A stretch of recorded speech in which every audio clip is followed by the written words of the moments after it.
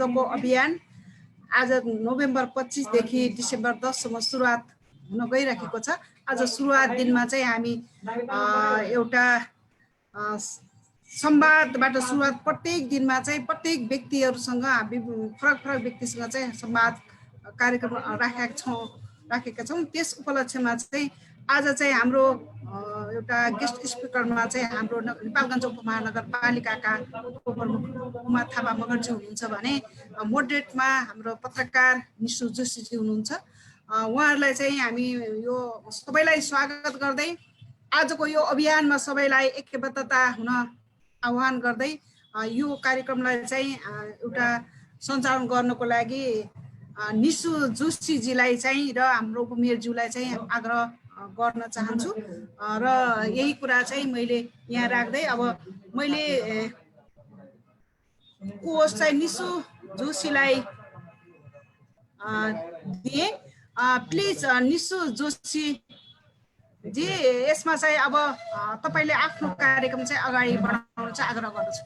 धन्यवाद। Thank you ma'am, धेरै धेरै धन्यवाद। विशेष गरेर आज लैङ्गिक हिंसा विरुद्धको महिला हिंसा दिवस, लैङ्गिक हिंसा विरुद्धको 16 दिने अभियान आजदेखि सुरु भएको छ। यो वर्षको राष्ट्रिय नारा चाहिँ लैङ्गिक हिंसा अन्त्यको प्रतिबद्धता, व्यक्ति समाज र सबैको ऐक्यबद्धता भन्ने यो वर्षको नारा रहेको छ हाम्रो नेपालको। र आज पहिलो दिन मैले एउटा यो सौभाग्य पाएको छु नेपालगञ्ज उपमहानगरपालिकामा सहजीकरण गर्ने यो जिम्मेवारी मलाई दिनुभएकोमा म यहाँलाई एकचोटि धेरै धेरै धन्यवाद दिन चाहन्छु। जसरी अघिल्लो वर्ष हामीले कार्यक्रम विभिन्न तरिकाले गर्ने गर्थ्यौँ, यो वर्ष चाहिँ अलि फरक तरिकाले मनाउँदैछौँ, किनभने यो कोभिडको कारणले गर्दाखेरि हामी आफ्नै घरमा बसेर प्रविधिको प्रयोग गरेर यसरी आज जुम मार्फत कुराकानी गर्न गइरहेछौँ। हरेक वर्षको 25 नोभेम्बरदेखि 10 डिसेम्बरसम्म यो 16 दिनसम्म लैङ्गिक हिंसा विरुद्ध ऐक्यबद्धता जनाउन र जनचेतना कायम राख्न विभिन्न क्रियाकलाप र कार्यक्रमहरू चाहिँ आयोजना हुने गरेका छन्। आज विशेष गरेर आज हामी नेपालगञ्ज उपमहानगरपालिकाका उपप्रमुख उमा थापा मगरसँग कुराकानी गर्दैछौँ। दिदी पनि आइसक्नु भएको छ। म सबैभन्दा पहिला त उमा दिदीलाई कार्यक्रममा धेरै धेरै स्वागत गर्न चाहन्छु। यहाँलाई कार्यक्रममा धेरै धेरै स्वागत छ उमा दिदी। धन्यवाद निशु। अन्य धेरै जो यो अभियानमा आबद्ध हुनुहुन्छ उहाँहरूले पनि हामीलाई प्रत्यक्ष रूपमा फेसबुकबाट हेरिरहनु भएको छ, कतिपय चाहिँ यो जुम लिङ्कमा आबद्ध भएर पनि हामीलाई सुनिरहनु भएको छ। म कार्यक्रमलाई अगाडि बढाउनु भन्दा पहिला यो 16 दिने अभियानका बारेमा केही जानकारी गराउँ जस्तो लाग्यो। यो अभियान कसरी सुरु भयो, यसको ऐतिहासिक पृष्ठभूमि के हो भन्ने विषयमा चाहिँ जसले जानकारी पाउनु भएको छ ठिकै छ, यदि कसैलाई यसको बारेमा थाहा छैन भने उहाँलाई जानकारी होस् भनेर म यो जानकारी राख्दैछु। विशेष गरेर यो 16 दिने अन्तर्राष्ट्रिय अभियानको भयो भन्दाखेरि सन् 1981 को नोभेम्बर 25 का दिन चाहिँ यो दिवसको सुरुवात अमेरिकाको ल्याटिनबाट भएको भनेर भनिन्छ, जहाँ पनि हामीले यो लेखेको पाउँछौँ। त्यो हुनुको कारण चाहिँ के हो भने नोभेम्बर 25 लाई महिलामाथि हुने हिंसा विरुद्धको दिवसका रूपमा मनाउनुको पछाडि इतिहास छ। यसको सन्दर्भमा चाहिँ डोमिनिकल गणराज्यका एकै परिवारका 3 जना दिदीबहिनीहरूको हत्यासँग जोडिएको छ। उनीहरू चाहिँ एकदम शिक्षित दिदीबहिनीहरू थिए र उनीहरूलाई त्यो गणराज्यले त्यो तानाशाही सरकारले चाहिँ हत्या गरेको र महिला हिंसा भयो भनेर त्यसपछि चाहिँ यो कार्यक्रम सुरु भएको भनेर चाहिँ बताइन्छ। उनीहरूको हत्या भएको नोभेम्बर 25 मा, त्यही भएर चाहिँ यो नोभेम्बरको 25 को दिनलाई एकदमै महत्त्वपूर्ण मान्ने र आजको दिनदेखि 16 दिनसम्म मनाउनु पर्छ भनेर विश्वभरि नै यो अभियान चाहिँ सञ्चालनमा छ। र नेपालमा यो अभियानको सुरुवात कहिलेदेखि भयो भनेर हेर्दाखेरि लगभग 24 वर्ष भइसक्यो नेपालमा पनि यो अभियान विविध कार्यक्रम गरेर मनाउन थालेको। सन् 1997 देखि चाहिँ नेपालमा पनि यो अभियान सुरुवात गर्नुपर्छ, यो अभियानलाई साथ दिनुपर्छ भनेर नेपालमा चाहिँ सन् 1997 देखि मनाउन थालिएको हो। सन् 2006 मा चाहिँ महिला विरुद्ध हुने सबै प्रकारका भेदभाव उन्मूलन सम्बन्धी संयुक्त राष्ट्रसङ्घीय महासन्धि सन् 1989 को इच्छा दिन आलेखलाई अनुमोदन गर्न पनि नेपाल सरकारको ध्यान आकर्षण गर्ने अभियान रहेको थियो भने सन् 2008 मा महिलामाथि हुने घरेलु हिंसा नियन्त्रण सम्बन्धी कानुन पारित गर्ने विषयमा यो अभियान चाहिँ केन्द्रित भएको थियो। यो अभियानलाई अहिले धेरै धेरै देशहरूले चाहिँ साथ दिइरहेछन्। विभिन्न अध्ययन अनुसार हेर्ने हो भने संसारभरि प्रत्येक दिन कुनै न कुनै महिलाले आफ्नो जीवनकालमा घरेलु हिंसा होस् अथवा घर परिवारबाट होस्, प्रेमीबाट होस् अथवा विश्वास पात्रबाट होस् अथवा जीवनसाथीबाट होस्, कुनै न कुनै हिंसा भोगेका हुन्छन् भनेर विभिन्न अध्ययनहरूले बताउँछन्। त्यस्तै अर्को एउटा अध्ययनले के भन्छ भने संसारभरिका 35% महिलाहरूले चाहिँ आफ्नो जीवनकालमा कुनै न कुनै प्रकारको शारीरिक वा यौनजन्य हिंसाको शिकार भइरहेका हुन्छन् भनेर चाहिँ त्यो अध्ययनले पनि देखाएको छ। त्यसैले पनि यो 16 दिने अभियान महत्त्वपूर्ण छ जस्तो मलाई चाहिँ लाग्छ। अब भने मैले अलिक धेरै यो कार्यक्रमको बारेमा किन हामीले 16 दिने यो अभियान मनाउँछौँ, अरूभन्दा यो समयमा चाहिँ हामीले विशेष कार्यक्रम किन गर्छौँ, त्यो कार्यक्रम गर्नुको फाइदा के हुन्छ, यही सेरोफेरोमा रहेर आज म नेपालगञ्ज उपमहानगरपालिकाका उपमेयर उमा थापा मगर दिदीसँग कुराकानी गर्दैछु। कार्यक्रमलाई अगाडि बढाउन चाहन्छु।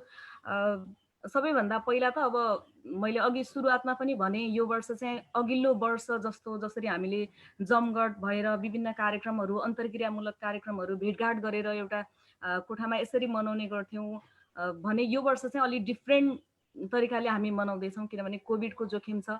हामी घरबाट जहाँ छौँ एकदम सुरक्षित रहेर यसरी जुम कल मार्फत सञ्चार माध्यम मार्फत कार्यक्रम गर्दैछौँ। नेपालगञ्ज उपमहानगरपालिकाले यसमा चाहिँ के गरेर यो 16 दिन कसरी मनाउँदैछ, उमा दिदीलाई म सोध्न चाहन्छु। आजको कार्यक्रमको सुरुवात चाहिँ म यही प्रश्नबाट गर्न चाहन्छु। धन्यवाद निशुलाई। लैङ्गिक हिंसा अन्त्यको प्रतिबद्धता, व्यक्ति, समाज र सबैको ऐक्यबद्धता, यो वर्षको यो नारा सहित नेपालगञ्ज उपमहानगरपालिका लगायत देशैभरि लैङ्गिक हिंसा विरुद्धको 16 दिने अभियानको आजदेखि सुरुवात भएको छ। म सबैभन्दा पहिला त यो अभियानको सुरुवातमा सबैलाई लैङ्गिक हिंसा अन्तमा यहाँको प्रतिबद्धता र यहाँको सहयोगको मैले अपेक्षा गर्दछु। र उपमहानगरपालिकाले विशेष गरेर आजदेखि यो लैङ्गिक हिंसा विरुद्धको अभियानको अवसरमा 16 दिनसम्म विभिन्न कार्यक्रमहरू मनाउने निर्णय गरेको छ। आज बिहान मात्रै हाम्रो यस उपमहानगरपालिका अन्तर्गत महिला बालबालिका तथा ज्येष्ठ नागरिक हाम्रो शाखा छ, त्यो शाखाबाट सेतो रिबन वितरण कार्यक्रम यहाँ सम्पूर्ण नगरपालिकाका कर्मचारीहरूलाई, त्यसपछि यहाँ आउने सेवाग्राहीहरूलाई चाहिँ उहाँले वितरण गर्नुभएको छ भने हामीले आज विभिन्न सङ्घ संस्थाहरू सँगको सहकार्यमा जसको जहाँ चोकहरू पाइक पर्छ आफ्नो चोकहरूमा लैङ्गिक हिंसा विरुद्धको यो अभियानको बारेमा जनचेतना दिने गरी ब्यानर प्रदर्शन गर्ने निर्णय गरेका थियौँ। नेपालगञ्ज उपमहानगरपालिकाले आफ्नो नजिकैको बिपी चोकमा चाहिँ ब्यानर प्रदर्शन गरेको छ। त्यो सँगसँगै नेपालगञ्ज उपमहानगरपालिकाले यो अभियानलाई सफल बनाउन सबैलाई वास्तवमै लैङ्गिक हिंसा विरुद्धमा चाहिँ सहभागी गराउन चाहिँ जनचेतनामूलक सन्देशहरू रेडियो, पत्र पत्रिका, अनलाइन, टेलिभिजन मार्फत चाहिँ दिने भनेर निर्णय गरेको छ। आजदेखि चाहिँ त्यो सूचनाहरू हामी प्रकाशन गर्दैछौँ भने आजदेखि नै हामी 16 दिनसम्म लैङ्गिक हिंसा विरुद्धको यो अभियानमा कसले कस्तो खालको भूमिका निर्वाह गर्नुपर्दछ र कसको जिम्मेवारी हुन आउँदछ, कसले चाहिँ कहाँनिर कस्तो खालको समन्वय र सहकार्य गर्न जरुरी छ र सँगसँगै यो अभियानमा स्थानीय सरकारसँगको अपेक्षा, किन भन्दा हामीले नेपालगञ्ज उपमहानगरपालिकाले लैङ्गिक हिंसा न्यूनीकरणमा विभिन्न प्रयासहरू गरिरहेको अवस्था चाहिँ छ।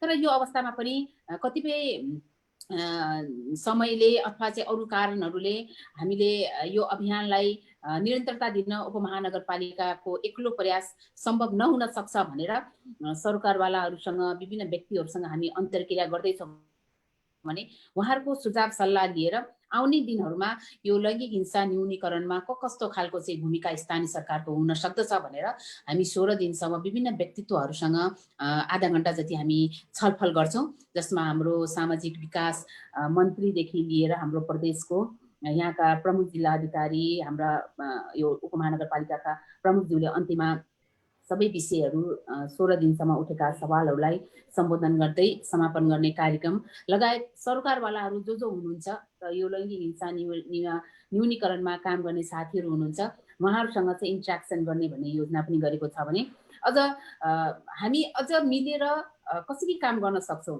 किन भन्दा लैङ्गिक हिंसाको विषय एकदम भेग विषय हो। हामीले सतही रूपमा चाहिँ यसलाई हेरेर हुँदैन, यसलाई मिहिन तरिकाले हेर्न जरुरी छ। र के पनि हो भने अर्को प्रमुख कुरा, हामी नेपालगञ्ज उपमहानगरपालिकाको अहिले पछिल्लो चरणमा अलिकति यस्ता विषयहरूमा, लैङ्गिक हिंसाका विषयहरूमा, महिला बालबालिकाका विषयमा, अपाङ्गता भएकाहरूको क्षेत्रमा, किशोरीहरूको विषयमा चाहिँ अलिकति यो आवाजहरू, सुनवाईहरू होइन, ध्यानहरू त पुगेको अवस्था छ।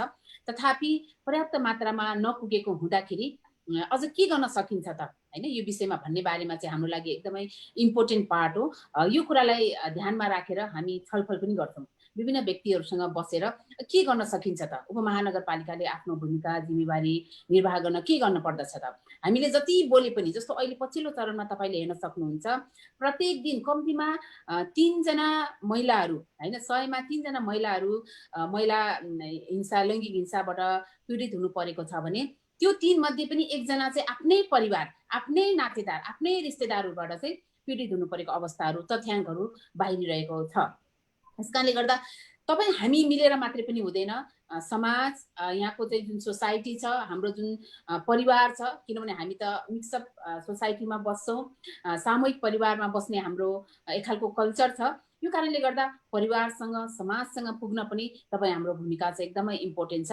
त्यसलाई मध्यनजर गरेर हामीले विभिन्न छलफलहरू कार्यक्रमहरू आयोजना गरेका छौँ र विभिन्न सङ्घ संस्थाहरूको सहकार्यमा लैङ्गिक हिंसा निवारणमा, न्यूनीकरणमा चाहिँ हामी संयुक्त रूपमा हाम्रो प्रयासहरू के हुन सक्दछ भन्ने खालको चाहिँ इन्ट्रेक्सनहरू हामी गरेर जाँदैछौँ। र मेरो अनुरोध छ, यो जुन अभियानको सुरुवात अघि हाम्रो निशुजीले भनिसक्नु भएको छ होइन, 2-3 जना दिदीबहिनी, एउटै परिवारको 3 जना दिदीबहिनीहरूको जुन सामूहिक हत्या भएको छ, उहाँहरूको सम्मानमा होइन र उहाँहरूको सम्झनामा चाहिँ वास्तवमै यो दिवसलाई अभियानको रूपमा हामीले सञ्चालन गरेका छौँ भने अब आउने दिनहरूमा यस्ता घटनाहरू नदोहोरियोन्, यस्ता घटनाहरू हुनको लागि जुन प्रेरित हुने एउटा चाहिँ इन्भाइरोमेन्ट हुन्छ, त्यो इन्भाइरोमेन्टलाई चाहिँ हामीले कटुती गरौँ र कहीँ कतै पनि यस्ता घटनाहरू हुने सम्भावनाहरू हामीले देख्यौँ अथवा यस्ता घटनाहरू भएको हामीले थाहा पायौँ भने तत्कालै रेस्पोन्स गर्ने कुराहरू र त्यो घटना घट्न नदिनको लागि तपाईँ हाम्रो भूमिका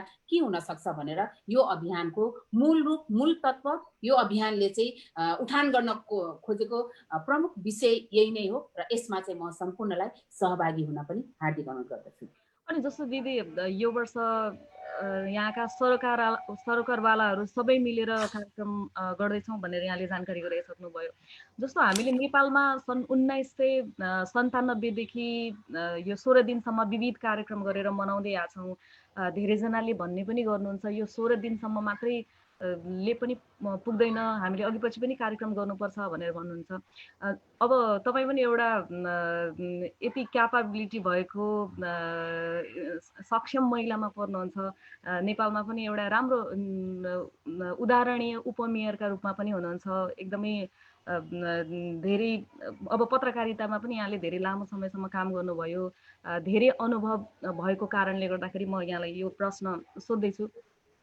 जस्तो यो 24 वर्ष हामीले नेपालमा यो 16 दिनसम्म जसरी यो अभियान मनाइरहेछौँ, यो यो जुन शैली छ हाम्रो 16 दिनसम्म मनाउने विविध कार्यक्रम हामी जे पनि गर्छौँ त्यसमा त्यो कार्यक्रमहरू गरेर मनाउने शैली परिवर्तन गर्न चाहिँ कतिको जरुरी छ जस्तो यहाँलाई लाग्छ, अथवा यही ट्रेन्डमा हामी गइराख्ने हो भने यसले प्रतिफल दिन सक्छ कि सक्दैन के लाग्छ यहाँलाई? अब यसलाई हामीले यसरी बुझौँ, लैङ्गिक हिंसा निवारणको लागि, न्यूनीकरणको लागि हामीले त 365 दिन नै काम गर्नुपर्छ, अथवा हामी 365 दिन नै लैङ्गिक हिंसा घट्न नदिनको लागि चाहिँ आफ्नो ठाउँबाट जिम्मेवार हुनुपर्छ, आफ्नो भूमिका निर्वाह गर्नुपर्दछ। त्यसमा चाहिँ भन्न खोजेको यो 16 दिनसम्म मात्रै हामीले अभियान मनाएर हुन्छ भन्ने चाहिँ होइन, तर जुन सुरुवात चाहिँ भएको छ, जुन 3 जना दिदीबहिनीलाई मारियो र उहाँहरूकै सम्झना र उहाँहरूको सम्मानमा यो दिवसको चाहिँ होइन, यो अभियानको चाहिँ सुरुवात गरिएको छ भनेपछि चाहिँ यसले चाहिँ के गर्छ भने हामीलाई थप बल प्रदान गर्छ होइन।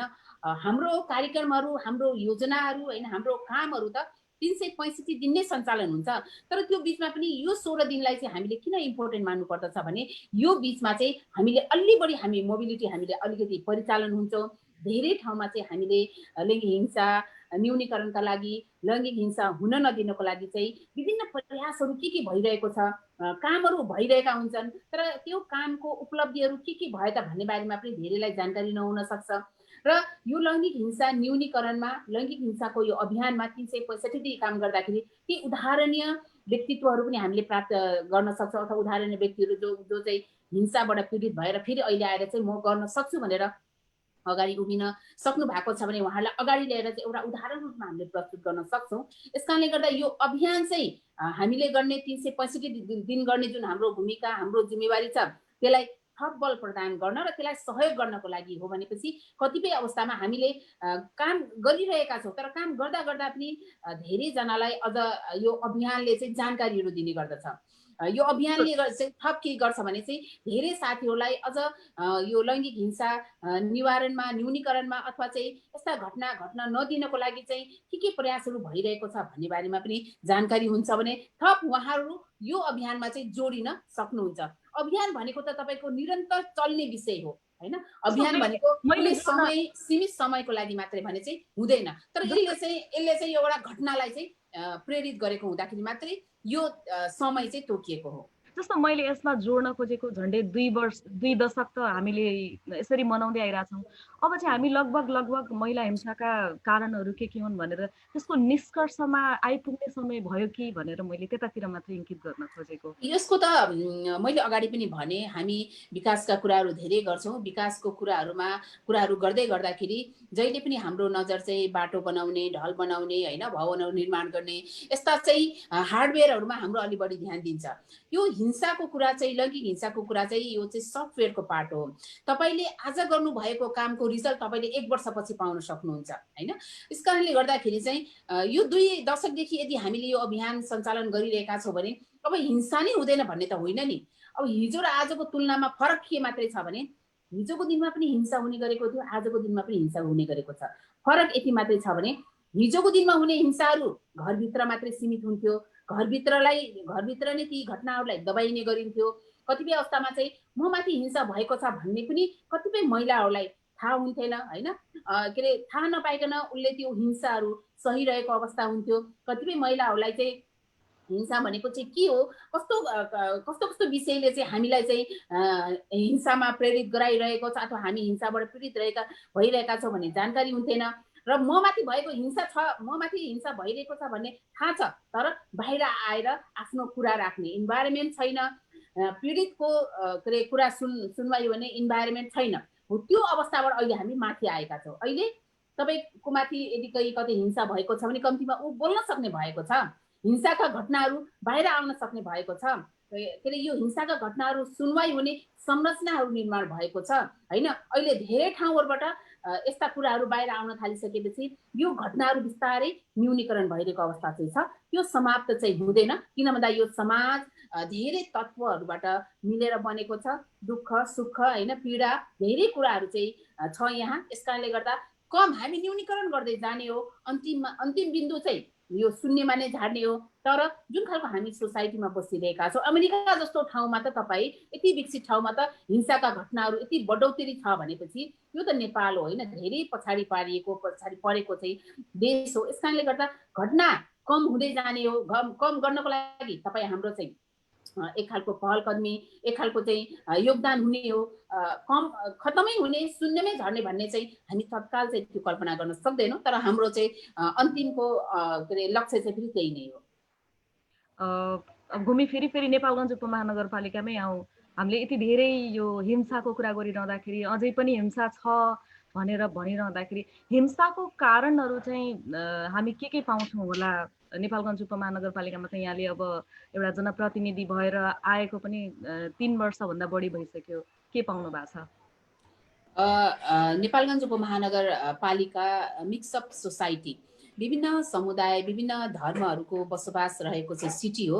यस अर्थमा चाहिँ म के भन्न चाहन्छु भने हाम्रो यहाँ हिंसाका धेरै प्रकारहरू छ, जसमध्ये चाहिँ एउटा प्रमुख कारण चाहिँ शिक्षा, जनचेतना हो। किन भन्दा यहाँ जुन खालको समुदायहरूको बसोबास छ, जुन खालको कल्चरहरूबाट हामी के अरे हुर्किरहेका छौँ, त्यो खालको कल्चरमा चाहिँ अझै पनि शिक्षामा महिलाहरूको पहुँच छैन। महिलाहरूलाई घरदेखि बाहिर निस्किँदाखेरि सहज रूपमा निस्किने इन्भाइरोमेन्ट छैन, जसको कारणले गर्दाखेरि चाहिँ महिलाहरू हिंसाबाट पीडित हुनु परेको अवस्था छ। र अर्को प्रमुख कारण चाहिँ गरिबी, बेरोजगारी पनि हो। बेरोजगारी, गरिबीको कारणले गर्दाखेरि पनि हिंसाका घटनाहरू बढोत्तरी भइरहेको छ। जस्तो उदाहरणको लागि तपाईँलाई मैले एउटा भन्न चाहन्छु, यो कोभिड-19 मा सबै लकडाउन भएर घरभित्र बस्नु परेको अवस्था थियो र घरभित्र बस्नु पर्दाखेरि चाहिँ लैङ्गिक हिंसाका घटनाहरू पनि त्यति नै घट्यो हैन। र यसको एउटै कारण के हो भने बेरोजगारी। घरभित्र बस्नु परेको छ, घरभित्र बस्नुपर्दा व्यक्तिलाई एकदमै मोनोटोनस भएको छ र श्रीमानलाई अथवा त्यो घरको पुरुषलाई मोनोटोनस भएपछि उसले आफ्नो रिस कहाँ पोख्ने हो त? महिलामाथि पोख्ने हो हैन। यो महिला चाहिँ वास्तवमै युज एन्ड थ्रो हैन भन्ने चाहिँ जुन हामीले सोच राखेका छौँ महिलालाई, त्यसले गर्दा चाहिँ महिलाहरू नै बढी प्रताडित हुनुपर्ने हो। र हाम्रो सोसाइटीको जुन मिक्सअप सोसाइटी छ, जुन कल्चर छ, जुन कुरीतिहरू छ, त्यो कारणले गर्दाखेरि चाहिँ उपमहानगरपालिकाभित्र चाहिँ यस्ता घटनाहरू घट्ने गरेको छ। शिक्षा, बेरोजगारी, त्यसपछि यहाँको कल्चर र अरू मेन कुरो त के हो भने महिलाहरू आफै पनि के अरे अलिकति चाहिँ म गर्न सक्छु, म बोल्न सक्छु हैन, आफूमा चाहिँ आत्मविश्वास, यो खालको चाहिँ कमीहरू अझै पनि महिलाहरूमा देखिएको छ। यो कारणले गर्दा हिंसाका घटनाहरू चाहिँ भइरहेको भन्ने चाहिँ मलाई लाग्छ। मलाई लाग्छ आजको कार्यक्रममा हामी अलि अघि पछिको भन्दा पनि अलिकति छलफलमय बनाउँ जस्तो मलाई लाग्दैछ। छलफल भयो भने चाहिँ अलि धेरै अर्थपूर्ण हुन्छ कि जस्तो लाग्दैछ। सब्जेक्टिभ भन्दा पनि अलिकति अब्जेक्टिभ वस्तुगत प्रश्नहरू गरौँ कि जस्तो मलाई लाग्यो। जस्तो यहाँले भन्नुभयो शिक्षा, जनचेतना, गरिबी, बेरोजगारीका कारण चाहिँ महिला हिंसाका घटनाहरू भइरहेछन् भनेर। जस्तो महिला लक्षित बजेट भनेर जुन आउने गरेको छ स्थानीय तहहरूमा, नेपालगञ्ज उपमहानगरपालिकामा पनि यो बजेटकै कुरालाई जोड्ने हो भने आर्थिक वर्ष 2075-76 चाहिँ महिला लक्षित बजेट भनेर 65 लाख रुपैयाँ, अनि 2076-77 चाहिँ 28,68,777 रुपियाँ, र अहिले नयाँ आर्थिक वर्ष, यो चालु आर्थिक वर्ष 2077-78 चाहिँ 23,26,000 रुपियाँ चाहिँ यो बजेट छुट्याइएको छ। यो बजेट किन घट्यो भन्ने सन्दर्भमा म पछि आउँछु। जस्तो यहाँले अघि भनेको प्रश्नलाई नै म यहाँनिर जोड्न चाहन्छु। शिक्षा, जनचेतना, गरिबी, बेरोजगारीको कारणले हिंसा बढिरहेछ भने चाहिँ हाम्रो महिला लक्षित बजेट चाहिँ खास कस्ता खालका कार्यक्रममा चाहिँ खर्च भइरहेछ? मैले यहाँनिर चाहिँ प्रश्न जोड्न खोजेको खासमा। अब यो महिलामाथि हुने हिंसा, लैङ्गिक हिंसाका कुराहरू गर्दै गर्दाखेरि अवश्य पनि हामीले बजेटिङ पनि त्यही प्रकारले गर्नुपर्दछ भन्ने मलाई लाग्छ। जस्तो अघि मैले शिक्षाको कुरा उठाएँ, धेरै महिलाहरू अहिले विद्यालय जानबाट वञ्चित हुनुहुन्छ, विद्यालयमा उहाँहरूको पहुँच छैन विभिन्न कारणहरूले। यो कुरालाई मध्यनजर गरेर नेपालगञ्ज उपमहानगरपालिकाले 2वटा एकदमै महत्त्वकांक्षी योजनाहरू अगाडि सारेको छ, जसमध्ये चाहिँ एउटा हामीले नमुना कन्या कलेज, किन भन्दा मैले अगाडि पनि भने तपाईँलाई धेरै जसो महिलाहरूलाई पुरुषसँगै पढ्न जाने इन्भाइरोमेन्ट कल्चरको कारणले गर्दा छैन। त्यो कारणले गर्दा हामीले सल्यानी बाट स्कुललाई एउटा नमुना विद्यालय हैन भनेर चाहिँ निर्माण गरेका छौँ, जो चाहिँ गएको वर्षदेखि सञ्चालनमा छ। र तपाईँले त्यहाँको तथ्याङ्क हेर्नुहुन्छ भने त्यो महिला कलेज हुनुभन्दा अगाडि त्यहाँ 60-65 जना मात्रै विद्यार्थीहरू हुनुहुन्थ्यो भने आजको दिनसम्म त्यहाँ तपाईँ 300 भन्दा बढी विद्यार्थीहरू त्यो अहिले स्कुलमा भर्ना भएर पढ्दै हुनुहुन्छ। यसकारणले गर्दा एकदमै नमुना विद्यालयको रूपमा त्यसलाई हामीले अगाडि बढाएका छौँ भने अर्को एउटा त्यसलाई हामीले त्यो स्कुललाई हामीले मावि लेभलसम्म चलाउँछौँ भनेपछि अब त्योभन्दा माथि के गर्ने त महिलाहरूले भनेपछि अहिले हामीले महिला कलेज भनेर एउटा महत्त्वकांक्षी योजना अगाडि बढाएका छौँ, जसको धेरै प्रोसेसहरू अगाडि बढिसकेको छ, भवन निर्माण भइसकेको छ। अब त्यो एफिलिएसन लिने ठाउँमा पुगेको छ, त्यहाँ पनि हाम्रो करोडौँ लगानी भएको छ। तपाईँले चाहिँ प्रोग्रामको बजेट अघि मलाई सुनाउनु भयो हैन, प्रोग्राम मात्रै होइन, यहाँ चाहिँ कहिलेकाहीँ चाहिँ भौतिक स्रोत साधनको अभावको कारणले गर्दाखेरि पनि कार्यक्रमबाट हामीहरू वञ्चित हुनु परेको अवस्था चाहिँ छ। यसकारणले गर्दा यो 2वटा विद्यालयमा हाम्रो 10 करोड भन्दा बढी पैसाहरू लगानी भइसकेको अवस्था चाहिँ छ।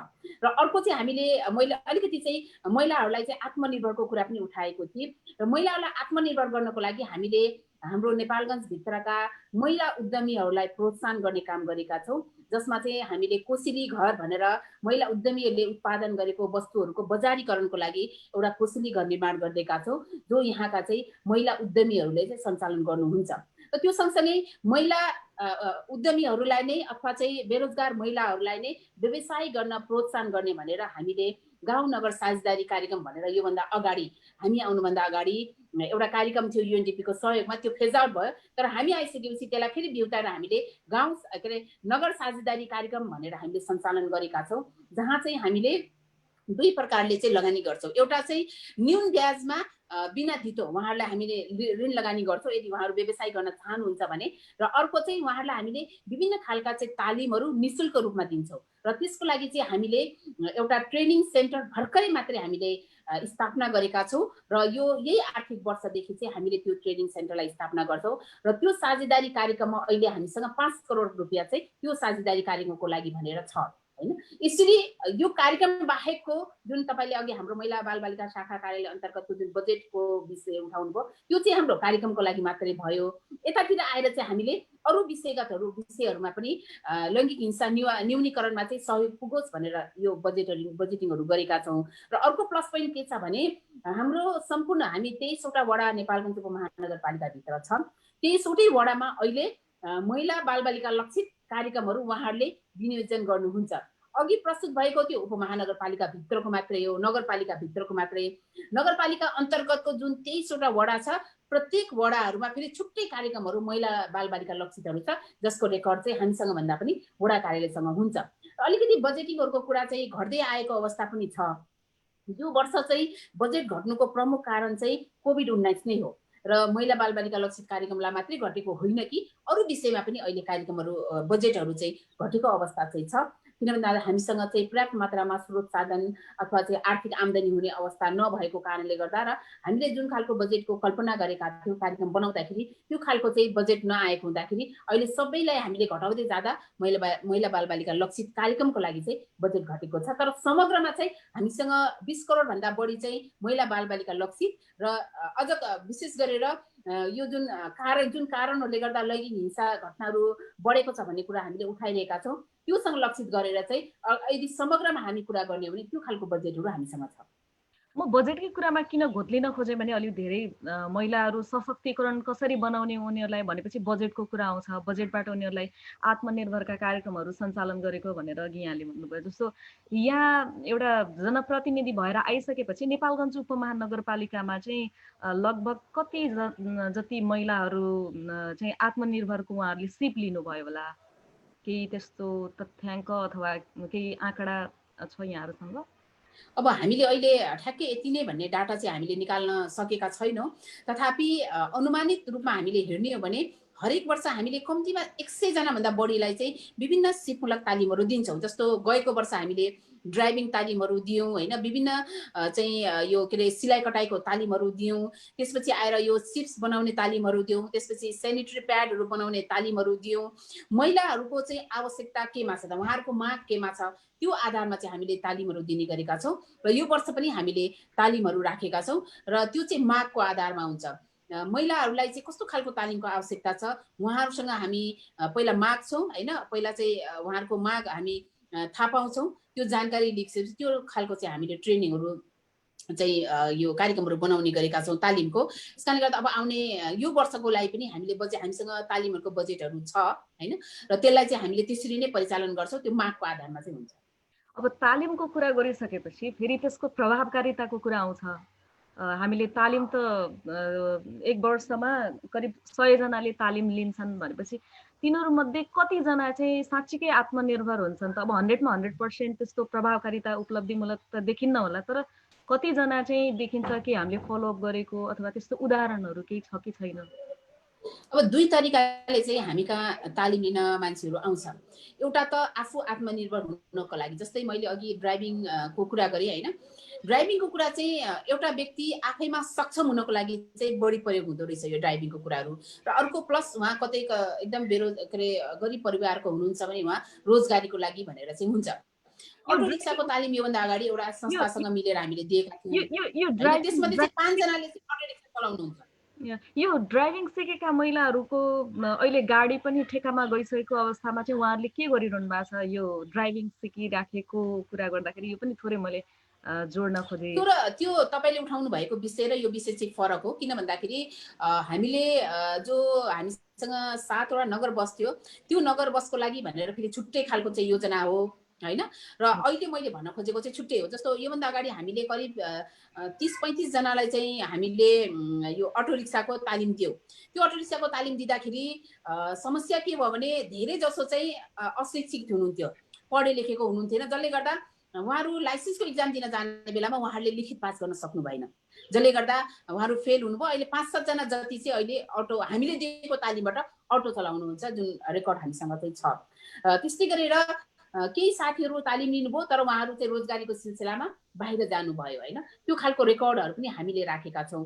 र धेरै जसो चाहिँ हाम्रो साना व्यवसायहरू जस्तै किराना पसलहरू, ब्युटी पार्लरहरू, सिलाइ कटाइहरू यस्तोको तालिमहरू हामीले दिएका थियौँ। त्यसमा चाहिँ उहाँहरू चाहिँ स्टेबल हुनुहुन्छ। त्यसमा करिब 80% जतिले चाहिँ अझै पनि व्यवसाय गरिराख्नु भएको छ। तपाईँ हेर्न चाहनुहुन्छ भने गएर हेर्नुहुन्छ हैन। किनभने त्यतिखेर हामीले 2टा काम गरेका थियौँ। एउटा चाहिँ साझेदार संस्थासँग सहकार्य गरेर उहाँलाई तालिम दियौँ र उहाँहरूलाई चाहिँ हामीले केही लगानी पनि गर्यौँ। कतिपय अवस्थामा चाहिँ हामीले भोगेको कुरा चाहिँ के हो भने तालिम दिएर मात्रै पनि हुँदो रहेनछ हैन। उनीहरूलाई चाहिँ तालिम दिएको विषयमा टिकाइरहन चाहिँ केही लगानी गर्न चाहिँ आवश्यक छ, जुन चाहिँ हामीसँग अलिकति चाहिँ अभाव चाहिँ छ अझै पनि। तथापि हाम्रो त्यो साझेदारी कार्यक्रम अन्तर्गत चाहिँ केही लगानीहरू हामीले गरिरहेका छौँ। यस कारणले गर्दा योभन्दा अगाडि हामीले केही साझेदार संस्थाहरूसँग मिलेर तालिम प्लस उहाँहरूलाई चाहिँ हामीले केही लगानी गरिसकेको हुँदाखेरि उहाँहरू चाहिँ स्टेबल हुनुहुन्छ। अझै पनि उहाँहरू व्यवसाय गरिराख्नु भएको छ। कतिपयले ब्युटी पार्लर गर्नुभएको छ, सिलाइ कटाइ चलाउनु भएको छ, कसैले किराना पसलहरू सञ्चालन गर्नुभएको चाहिँ छ हैन। यस कारणले गर्दा 2टा कुरा यदि हामीले सँगसँगै लैजान सक्यौँ भने त्यो चाहिँ राम्रो हुन्छ। तालिमले मात्रै पनि पुग्दैन। अब तालिम लिएर कि त ऊ कतै बाहिर रोजगारीको लागि जान सक्नु पर्यो, कि चाहिँ उसले लगानी गरेर आफ्नो पसल व्यवसाय सञ्चालन गर्न सक्नु पर्यो। त्यस कारणले गर्दा धेरै जसो त हामीसँग विपन्न परिवारका नै आउनुहुन्छ तालिम लिन, त उहाँहरूलाई चाहिँ लगानीको चाहिँ समस्या हुन्छ। त्यस कारणले गर्दा यो चाहिँ अलिकति हामीसँग चाहिँ यो विषयमा चाहिँ अलि हामी चाहिँ पछाडि परेका छौँ। तर यो विषय चाहिँ सोच्ने विषय हो। आगामी दिनमा चाहिँ उपमहानगरपालिकाले यसमा सोच्ने पनि छ। जस्तो लगानीको कुरा गर्नुभयो, अघि पनि यहाँले ऋण लगानीको के व्यवस्था छ भनेर भन्दै हुनुहुन्थ्यो, त्यसको बारेमा अलिक प्रष्ट बुझिने गरेर भनिदिनुहोस् न। नेपालगञ्ज उपमहानगरपालिकामा हामी निर्वाचित भएर आइसकेपछि हामीले साझेदारी कार्यक्रम भनेर एउटा कार्यक्रम हामीले सञ्चालन गरेका छौँ, जो चाहिँ गरिब विपन्न र विशेष गरेर महिला लक्षित चाहिँ त्यो कार्यक्रम हो। र त्यो कार्यक्रम अन्तर्गत चाहिँ व्यवसाय गर्न चाहने महिलाहरूलाई चाहिँ हामी लगानी गर्छौँ। र त्यसको लागि चाहिँ हाम्रो प्रत्येक वार्डहरूमा एउटा सानो सानो समूहहरू हामीले गठन गर्छौँ र त्यो समूहबाट उहाँहरूको नाम सिफारिस भएर आउँछ। किन भन्दा हामी धितो बिना चाहिँ उहाँहरूलाई ऋण लगानी गर्ने भएको हुँदाखेरि जवानीको रूपमा त्यो समूहका साथीहरू बस्दिनुहुन्छ र उहाँहरूलाई हामीले बढीमा 1 लाखसम्मको चाहिँ ऋण लगानी गरेका छौँ। र त्यो ऋण उहाँहरूले लिइसकेपछि प्रत्येक महिना किस्ता बाहेक उहाँहरूले त्यो ऋण फिर्ता गर्नुहुन्छ। त्यसको चाहिँ वार्षिक 10% हामीले ब्याज दिने गरेका छौँ। र त्यही कार्यक्रम अन्तर्गत नै रहेर कसैलाई तालिमको आवश्यकता छ भने हामीले फेरि तालिमहरू पनि उहाँहरूलाई नै सञ्चालन गर्ने गरेका छौँ। र त्यो साझेदारी कार्यक्रम चाहिँ त्यसरी सञ्चालन हुने गरेको छ। र त्यसको लागि चाहिँ तपाईँ उपमहानगरपालिकाको थाई बासिन्दा हुन जरुरी छ, तपाईँसँग नागरिकता हुन जरुरी छ, र तपाईँ कुनै पनि वडामा बसोबास गरेको सिफारिससहित एउटा समूहमा आबद्ध भएर त्यो समूहबाट सिफारिस भएर आएको व्यक्ति हुन जरुरी छ। वाउ, कस्तो राम्रो रहेछ यो अभियान, यो कार्यक्रम चाहिँ मलाई एकदम राम्रो लाग्यो, साझेदारी कार्यक्रम। र यो मलाई यसमा चाहिँ पनि एउटा जस्तो यस्तो खालको कार्यक्रम चल्दाखेरि एउटा आरोप के लाग्छ भने अलिकति पहुँचमा भएकाले मात्रै पाउँछन्, तल्लो स्तरसम्म पुग्दैन कि भन्ने आशंका पनि हुन्छ नि। त्यसमा चाहिँ यहाँहरूले कसरी फलोअप गर्ने गर्नु भएको छ? जस्तो ओडामा त यो सञ्चालन हुन्छ हैन, तर जसलाई चाहिँ यो एकदम आवश्यक छ उहाँहरूले चाहिँ पाउन सक्ने अवस्था छ कि छैन यसमा पनि?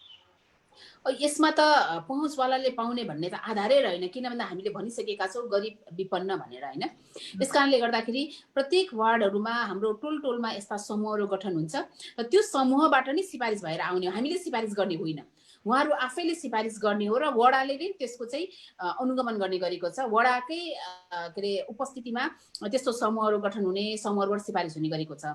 यस कारणले गर्दा यो नगरपालिका स्तरीय पहुँच भएर मैले कुनै व्यक्तिलाई दिन चाह्यो भनेर चाहिँ हुने विषय होइन। त्यहाँको टोलले समूह गठन गरेर र त्यहाँको विपन्न गरिब समुदाय भनेर उहाँले सिफारिस गरेर मात्रै हामीले चाहिँ दिने गरेका छौँ। भनेको उहाँहरूकै सिफारिसमा हामीले दिने भएको हुँदाखेरि हाम्रो पहुँचको आधारमा चाहिँ उहाँले पाउने होइन कि उहाँ त्यहाँको स्थायी बासिन्दा, त्यसपछि त्यहाँको समूहमा बसेर म केही गर्न चाहन्छु, मसँग पैसा छैन, मलाई यति लगानी चाहियो भन्नेहरूलाई मात्रै चाहिँ हाम्रो यो लगानी भएको छ। रकम हाम्रो जम्मा 1 लाख मात्रै छ बढीमा। त्यस कारणले गर्दा यो ठुलो बडाले त यो रकममा त उनीहरूले चाहिँ त्यति अपेक्षा त गर्ने विषय नै होइन। आज यो 16 दिने अभियानको सुरुवातको हामी पहिलो दिनमा छौँ र पहिलो दिनमा यहाँसँग विशेष गरेर यो महिला हिंसा न्यूनीकरण कसरी गर्न सकिन्छ र त्यसमा पनि महिलाहरूलाई कसरी सशक्त बनाउन सकिन्छ भन्ने विषयमा बजेट र त्यो बजेटलाई कसरी सदुपयोग भइरहेछ, अझ त्यसलाई कसरी प्रभावकारी बनाउन सकिन्छ भन्ने विषयमा चाहिँ तपाईँसँग कुराकानी गरिरहेछौँ।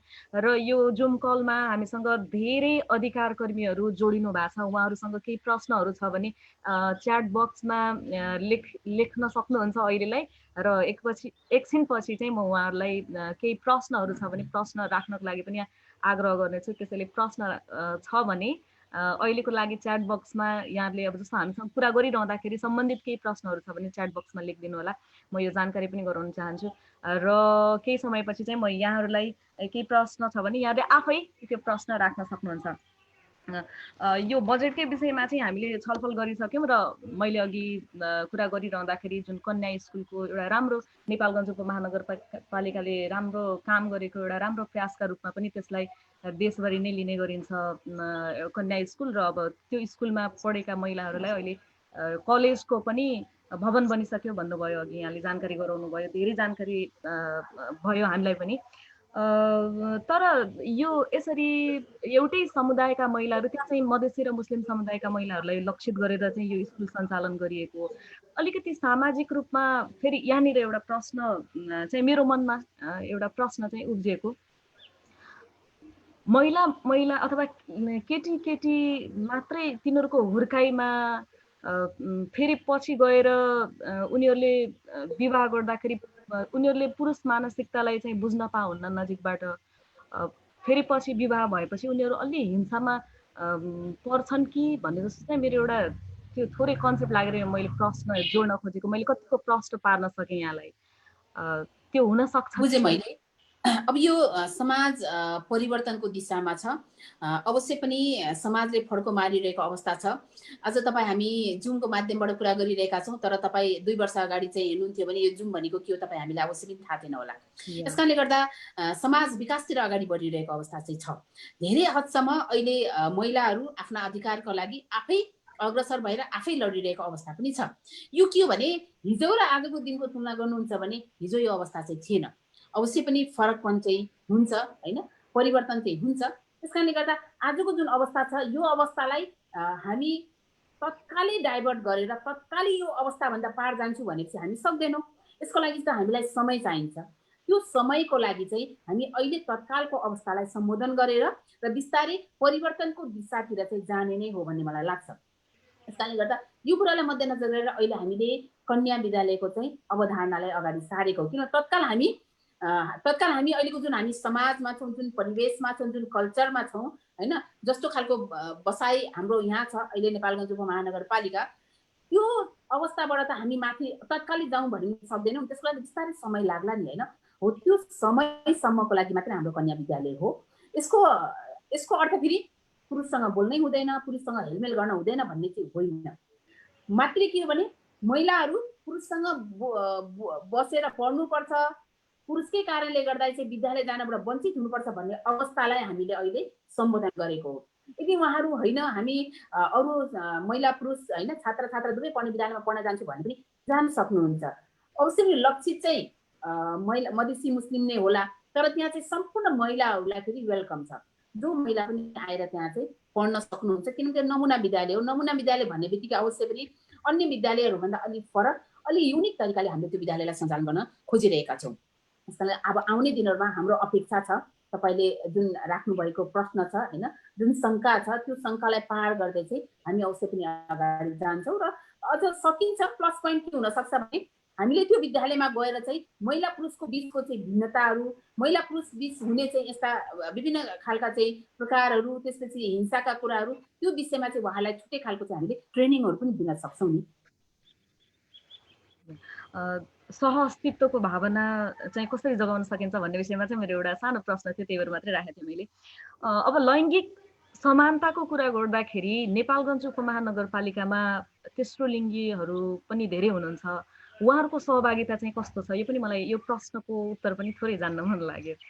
एकदमै यो चाहिँ अहिलेको अवस्थामा एकदमै गम्भीर प्रश्न हो, आवश्यक पनि हो भन्छु म चाहिँ। किन भन्दा केही समय अगाडि चाहिँ वास्तवमा यस्ता विषयवस्तुहरूले ठाउँ पाउँथेन। तपाईँ हामीलाई नै थाहा छ यो एकदमै राम्रोसँग, होइन? केही समय अगाडि म तेस्रो लिङ्गी हो भनेर अगाडि आउने, आफ्नो पहिचानको बारेमा निर्धक्क भएर बोल्ने इन्भाइरोमेन्ट चाहिँ थिएन। तर पछिल्लो चरणमा आएर यो अवस्था चाहिँ निर्माण भएको छ फेरि, होइन?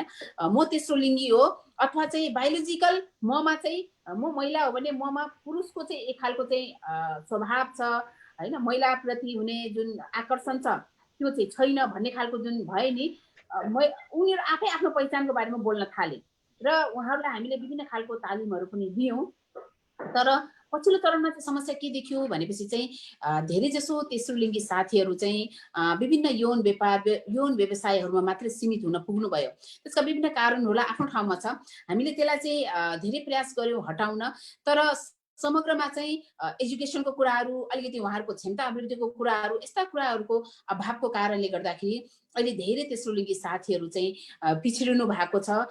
तेस्रो लिङ्गीका साथीहरू 2-4 जना चाहिँ एकदमै राम्रो सक्षम भएर अगाडि आउनु भएको छ, होइन? तर सबै आउन सक्नु भएको छैन। यसकारणले गर्दा उहाँहरूको विषयलाई सम्बोधन गर्नको लागि मैले पटक पटक तेस्रो लिङ्गी साथीहरूलाई चाहिँ बसालेर छलफल गरेको छु। हामीले के गर्न सक्छौँ, होइन? किन भन्दाखेरि अझै पनि यो सोसाइटीले तेस्रो लिङ्गीलाई चाहिँ स्वीकार गरेको अवस्था छैन। अझै पनि आफ्नो पहिचानको नाममा म नागरिकता लिन्छु भन्दाखेरि अझै पनि प्रशासनले चाहिँ उहाँहरूलाई नागरिकता दिन सक्नुहुन्न, हिचकिचाउनुहुन्छ, जबकि संविधानले चाहिँ आफ्नो पहिचानको आधारमा नागरिकता पाउने अधिकार सुनिश्चित गरेको छ। अझै पनि उहाँले पाउन सक्नु भएको छैन। अहिलेको जुन चाहिँ ब्युरोक्रेसी अझै पनि व्याप्त छ, त्यसको कारणले गर्दा उहाँहरूले अझै पनि समस्याहरू भोगिरहनु भएको चाहिँ छ। यसकारणले गर्दा मेरो अनुरोध चाहिँ के हो भने उहाँहरूको समस्यालाई उहाँहरूसँगै बसेर त्यसपछि हामीले प्लस पोइन्ट के गर्न सकिन्छ, यसरी जाउँ भन्ने खालको चाहिँ अपेक्षा चाहिँ हो। गएको वर्ष पनि हामीले थोरै आर्थिकहरू, बजेटहरू विनियोजन गरेका थियौँ। उहाँहरूसँग हामीले कार्यक्रमहरू पनि माग गऱ्यौँ, तर कोभिड-19 को कारणले गर्दा त्यो कार्यक्रमहरू हामीले सञ्चालन गर्न सकेनौँ गएको वर्ष। र यो वर्ष पनि फेरि हामीले उहाँहरूको लागि बजेटिङहरू राखेका छौँ र उहाँहरूसँग नै बसेर तपाईँहरूलाई छुट्याइएको बजेट चाहिँ अब हामीले तपाईँहरूको चाहिँ कुन विषयमा लगानी गर्दाखेरि चाहिँ तपाईँहरूलाई राम्रो हुन्छ भनेर हामीले छलफल गर्दैछौँ। हो, मेरो अनुरोध यही जुम बैठकबाट मेरो तेस्रो लिङ्गी साथीहरूलाई चाहिँ अनुरोध के छ भने, हो अवश्य पनि तपाईँहरू अलि बढी चाहिँ आफ्नो पेसा व्यापारहरू अन्ततिर चाहिँ तपाईँहरूको झुकाव बढी होला, आफ्नो ठाउँमा छ। तर आत्मनिर्भर बन्ने कुराहरू, आफ्नो क्षमता अभिवृद्धि गर्ने कुराहरू त फेरि तपाईँ हामीसँगै मिलेर गर्नुपर्दछ। तपाईँहरू फेरि तेस्रो लिङ्गी मात्रै चाहियो भन्नुभयो भने यो सोसाइटीले नपचाउन सक्छ। यसकारण तपाईँ हामी सँगसँगै सहयात्रा गरौँ, सँगसँगै हातेमालो गरौँ। यसको लागि चाहिँ तपाईँहरूको नै अग्रसरता चाहिँ फेरि इम्पोर्टेन्ट हो। यसको लागि चाहिँ म उहाँहरूलाई अनुरोध पनि गर्न चाहन्छु।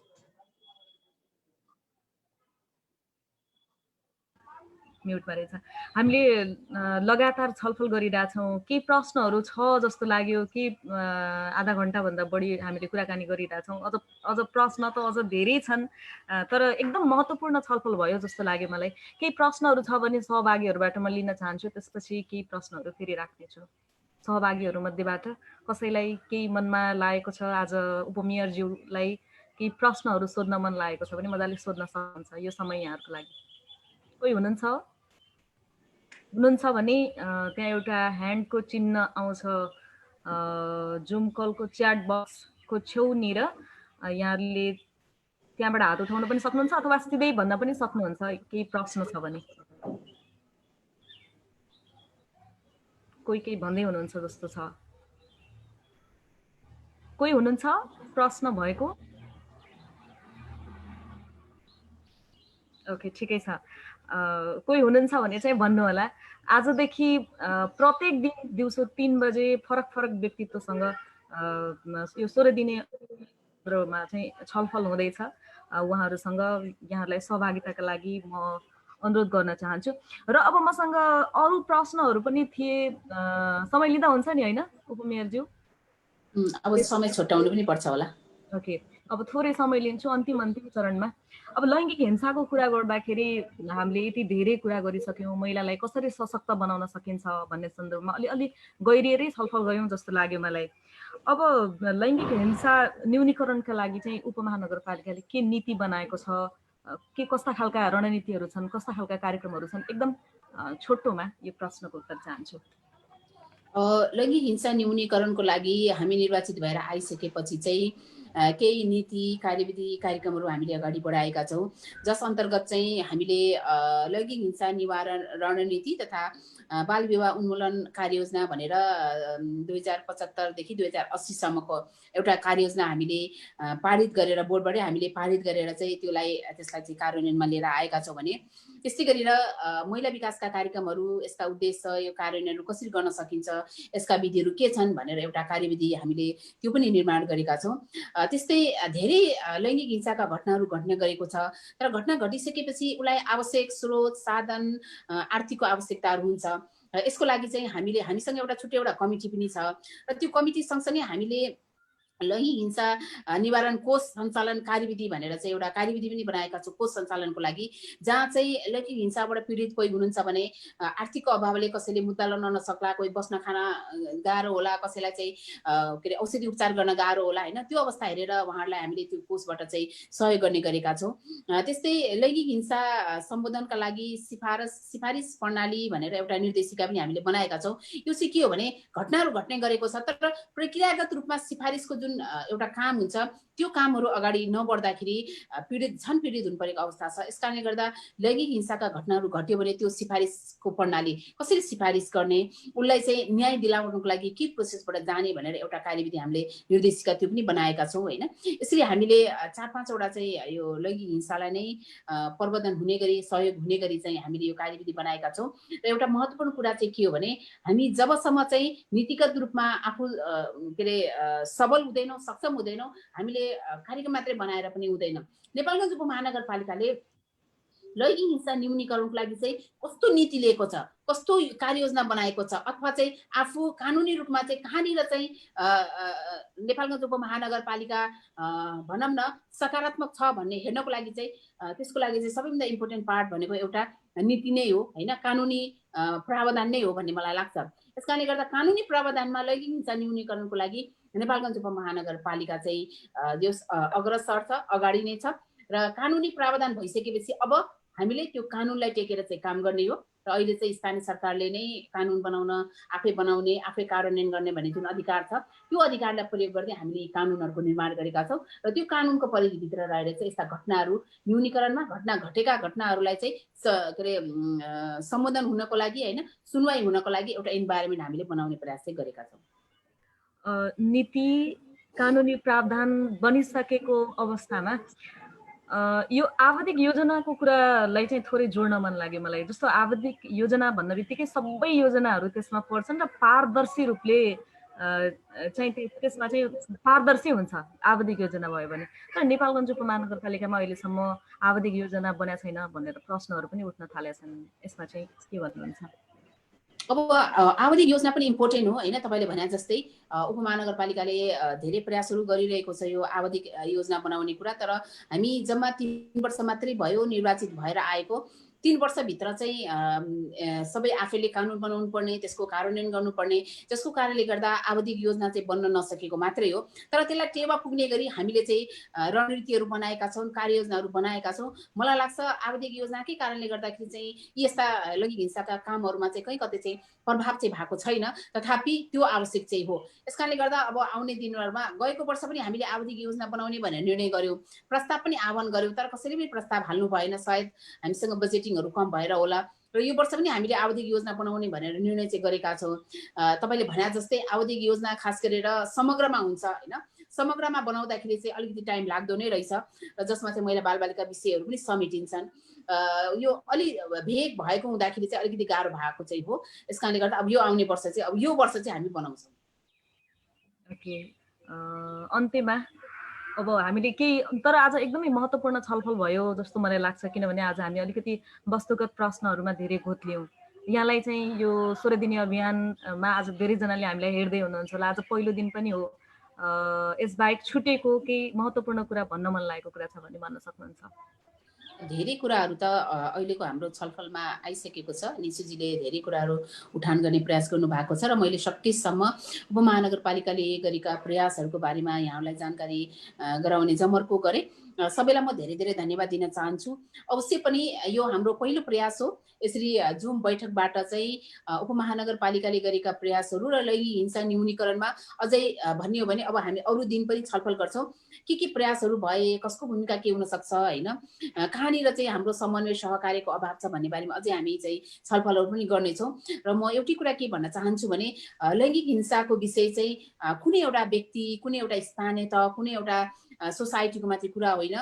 यो सबैको चाहिँ चासोको विषय हो, सबैको सरोकारको विषय हो र यसमा चाहिँ सबैको हातेमालो एकदमै जरुरी छ।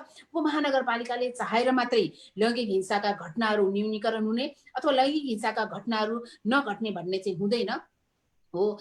कानुनी रूपमा उपमहानगरपालिकाले गर्ने प्रयासहरू एकातर्फ छ भने हाम्रो सोसाइटीमा देखिएको जुन कुरीति छ त्यसलाई हटाउन त फेरि सोसाइटी नै अग्रसर हुनु पर्ला। तपाईँ हामी समाजको व्यक्ति होइन, समाजमा जो चाहिँ अलिकति चाहिँ केही गरौँ भनेर चाहिँ अगाडि आउनुभएका नेतृत्व वर्गहरू हुनुहुन्छ, राजनीतिक दलहरू हुनुहुन्छ, होइन, हाम्रा अधिकारकर्मी हुनुहुन्छ। हामी सबैको चाहिँ सहकार्य र समन्वय चाहिँ फेरि इम्पोर्टेन्ट हो। किनकि कुनै एउटा पक्षले मात्रै गरेर चाहिँ लैङ्गिक हिंसाको विषय चाहिँ वास्तवमा न्यूनीकरण हुने, कम हुने अथवा चाहिँ सम्बोधन हुने भन्ने छैन। यसमा सबैको चाहिँ आवश्यकता छ। सबै पक्षको चाहिँ सरोकारको विषय पनि हो। सबै पक्षले चाहिँ हातेमालो गर्न जरुरी पनि छ। र यो विषय फेरि मेरो मात्रै विषय होइन, यो विषय तपाईँको पनि हो, यो विषय यो समाजको पनि हो, होइन, यो विषय फेरि सबैको हो। यस कारणले गर्दा मेरो अनुरोध छ, यो जुन बैठकबाट म सबैलाई अनुरोध गर्न चाहन्छु, नेपालगञ्ज उपमहानगरपालिकालाई लैङ्गिक मैत्री उपमहानगरपालिका निर्माण गर्नको लागि तपाईँ हाम्रो हातेमालो, होइन, तपाईँ हाम्रो सहकार्य, तपाईँ हाम्रो समन्वय एकदमै आवश्यक छ। यसमा सकारात्मक पाटोबाट तपाईँले हेरिदिनुहुनेछ र सकारात्मक तवरबाट तपाईँहरूको सहयोग पनि हामीले पाउनेछ। अवश्य पनि उपमहानगरपालिकाले गरेको प्रयासहरू चाहिँ पर्याप्त चाहिँ छैन, तर त्यो प्रयासहरूमा अझै थप बल पुर्याउनको लागि तपाईँहरूले हातेमालो गरिदिनु भयो भने हामीलाई धेरै नै एउटा आधार, एउटा बल पुग्नेछ भन्ने चाहिँ मलाई लाग्छ। र यो विषयमा चाहिँ तपाईँ हामी सबै सकारात्मक बनौँ र तपाईँ हामी सबै सँगै मिलेर जाउँ र लैङ्गिक हिंसा विरुद्धको यो 16 दिने जुन अभियान छ यो अभियानमा पनि तपाईँ हामी हातेमालो गरौँ। र 16 दिन त यो अभियान मात्रै हो, 365 दिन नै तपाईँ हामी सबै मिलेर लैङ्गिक हिंसा न्यूनीकरणमा चाहिँ सँगसँगै अगाडि बढौँ भन्ने चाहिँ मेरो अनुरोधका साथमा चाहिँ म यति नै भन्दै बिदा पनि हुन चाहन्छु। धन्यवाद, नमस्कार। यहाँलाई धेरै धेरै धन्यवाद, हामीलाई यति समय दिनुभयो र एकदमै महत्त्वपूर्ण कुराहरू हामीलाई जानकारी दिनुभयो। र आज साँझ दीप प्रज्वलन गर्ने के कार्यक्रम छ यसको बारेमा जानकारी गराइदिन र आजको कार्यक्रमको समापन गरिदिनु हुन म हाम्रो महिला बालबालिका तथा ज्येष्ठ नागरिक कार्यालयका शाखा प्रमुख शोभा शाह म्यामलाई चाहिँ आग्रह गर्दै मलाई सहजीकरण गर्ने यो मौका दिनुभयो, यहाँलाई धेरै धेरै धन्यवाद दिन चाहन्छु र बिदा हुन चाहन्छु। अबको सेसनमा चाहिँ शोभा शाह म्यामलाई साँझको कार्यक्रम फेसबुकमा लाइभमा हामीलाई धेरैजनाले हेरिरहनु भएको छ होला, उहाँहरूलाई पनि जानकारी होस् साँझ के कार्यक्रम हुँदैछ जानकारी गराइदिनु। धेरै धेरै धन्यवाद। नेपालगञ्ज उपमहानगरपालिकाका उपप्रमुख थापा मगरज्यू, यहाँले महत्त्वपूर्ण आफ्ना भनाइहरू राख्नु भएको छ। त्यसै गरी हाम्रो निशु जोशी सञ्चारकर्मी, उहाँले पनि महत्त्वपूर्ण हिसाबले चाहिँ क्वेसनहरू उठाएर अथवा सवालहरू उठाएर यो कार्यक्रमलाई चाहिँ असाध्यै राम्रो बनाउने जमर्को गर्नुभएको छ। त्यसको लागि पनि नेपालगञ्ज उपमहानगरपालिका हार्दिक आभार। अघि हाम्रो उपमेयरज्यूले पनि भनिसक्नु भएको छ, हामीले आजदेखि लैङ्गिक हिंसा विरुद्धको 16 दिने अभियान सञ्चालन सुरु गरेका छौँ, जसमा चाहिँ यो 16 दिनसम्म विभिन्न व्यक्तित्वहरू एउटा सामेल भएको, प्रत्येक दिन फरक फरक व्यक्तित्व सामेल भएको जुम अन्तर्क्रिया चाहिँ हामी गरिरहेछौँ, गर्ने चाहिँ सेड्युलमा छ। मैले भर्खरै जिबीले चाहिँ हेर्न आग्रह गर्दछु। त्यसै गरी भोलि चाहिँ प्रमुख जिल्ला अधिकारी रामबहादुर कुरुङबान लिम्बूसँग चाहिँ हुँदैछ। शुक्र ऋषि चौलागाईजीले मोडरेट गर्नुहुनेछ भने आजको कार्यक्रम चाहिँ हामीले 5 बजे बिपी चोकमा नेपालगञ्ज उपमहानगरपालिकाको संयोजनमा दीप प्रज्वलन हुन्छ र एउटा हस्ताक्षर कार्यक्रम पनि सङ्कलनको कार्यक्रम पनि रहेको छ त्यहाँ र सेतो रिबन वितरण पनि रहन्छ र त्यसै गरी अरू यो पुष्पलाल चोकमा स्याक बाकेले गर्छ, त्यसै गरी यो धम्बोजीमा पनि भइरहेछ र यो सेतुबिका चोकमा चाहिँ हाम्रो आइएनएफले गरिरहेछ, त्यसै गरी फेडोले चाहिँ यो गणेशमान चोकमा, त्यसै गरी अन्यत्र विभिन्न चोकहरूमा पनि गर्ने कुराहरू चाहिँ साथीहरूको छ। अरूको रेकर्ड आइपुगेको छैन, तथापि यति हामीलाई आएको छ। सबैले ब्यानर प्रदर्शन, त्यसै गरी सेतो रिबन वितरण र दीप प्रज्वलन गर्ने आजको कार्यक्रमहरू चाहिँ तय भएको छ। अरू कार्यक्रमहरू चाहिँ तय भएका छन्, मैले सेयर गरिरहेको छु र अरू पनि गर्नेछु, बिच बिचमा आइराखेको छ। आज चाहिँ करिब 20-22 जना चाहिँ जुममा चाहिँ सहभागी भएको हामीले भेटाएका छौँ। अझै पनि उल्लेख्य चाहिँ मात्रामा चाहिँ सहभागी हुनको लागि चाहिँ हामी धेरै धेरै आग्रह गर्दछौँ।